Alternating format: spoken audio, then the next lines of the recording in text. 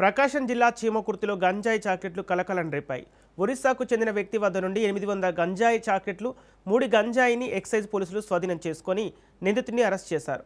బుధవాడ సమీపంలోని ఓ బడ్డీ కొట్టులో గ్రానైట్ కార్మికులు విక్రయిస్తున్నట్లు గుర్తించారు. ఎవరైనా గంజాయి విక్రయిస్తే వెంటనే పోలీసులకు సమాచారం అందించాలని సూచించారు.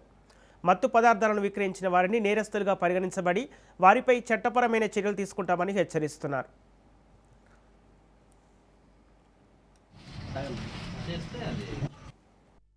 ఎన్ఫోర్స్మెంట్ వింగ్ ప్రకాశము మరియు చీమకుర్తి సిఐ గారు, ఎస్ఐ గారు మరియు సిబ్బందిని బూదవాడ గ్రామంలోని కరూరు వైశ్య బ్యాంక్ దగ్గర ఉన్న ఒక బడ్డీ కొట్టును మేము రైడ్ చేయడం జరిగింది.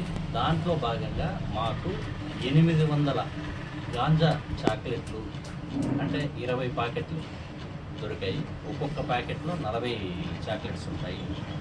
అటువంటివి 800 గాంజా చాక్లెట్స్ సీజ్ చేయడం జరిగింది. అంతేకాకుండా 800 గ్రాముల డ్రై గాంజాను కూడా మేము సీజ్ చేయడం జరిగింది. దీంట్లో ప్రశాంత్ పానిగ్రాహి అని ఒరిస్సాకి సంబంధించిన వ్యక్తిని మేము అదుపులోకి తీసుకోవడం జరిగింది. అంతేకాకుండా ప్రాపర్టీని కూడా అక్కడే మీడియేటర్ సమక్షంలో సీజ్ చేయడం జరిగింది.